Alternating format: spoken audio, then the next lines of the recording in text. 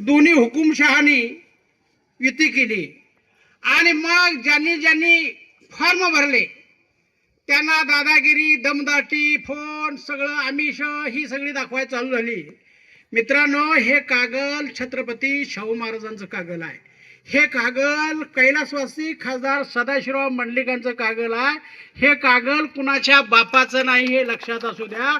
हे कागल स्वाभिमानी जनतेचं कागल आहे आणि या स्वाभिमानी जनतेमध्ये प्रेरणा भरण्याचं काम संजयदादा मंडलिकांनी प्रामाणिकपणे केलेलं आहे. आम्ही कागलचा विकास केला, कागलच्या विकासासाठी आम्ही एकत्रित आलो असं म्हणणाऱ्यांना माझा एकच प्रश्न आहे की साहेब, आपल्याला 7 महिन्यापूर्वी आपण मी कागलचा विकास केला म्हणून 7,000 पानांचं पुस्तक दिलं होतं.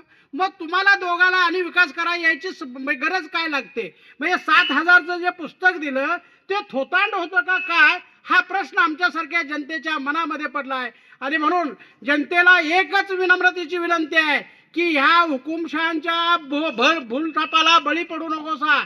कोणत्याही प्रकारे विजय उद्या आमचा आहे, यामध्ये कोणत्याही प्रकारची शंका नाही. दादा, तुमचं खास करून कौतुक करतो की कागलच्या जनतेमध्ये जीव भरायचं काम तुम्ही केलं.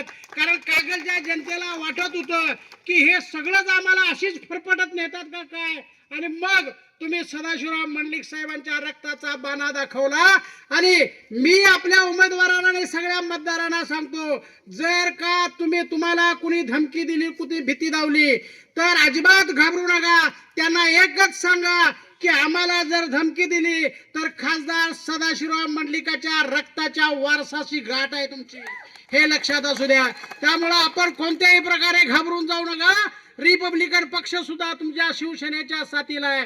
आपणाला हातात हात घालून कागलचा विकास करायचा आहे. आपणाला हातात हात घालून कागलच्या स्वाभिमानी जनतेला न्याय द्यायचा आहे. आणि कागलच्या स्वाभिमानी जनतेला न्याय देताना कुणावरही अन्याय होणार नाही याची खबरदारी आपण घ्यायची आहे.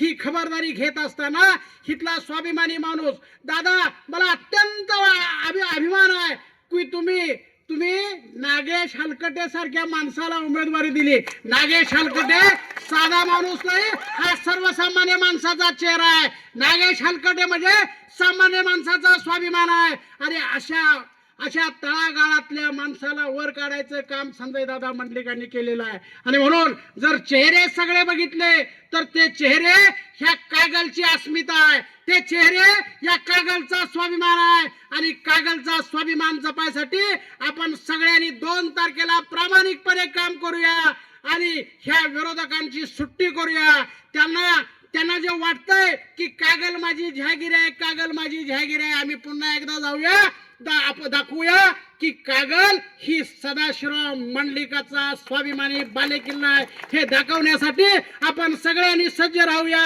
आणि उद्याच्या 2 तारखेला आपण धनुष्यबाण आणि शिट्टीच्या या चिन्हावरचं पुढलं बटन दाबून त्यांना प्रचंड मताने विजयी करूया, एवढी विनंती करतो. आणि आपण कोणत्याही प्रकारे कुठल्याही आमिषाला भिवू नका, घाबरू नका.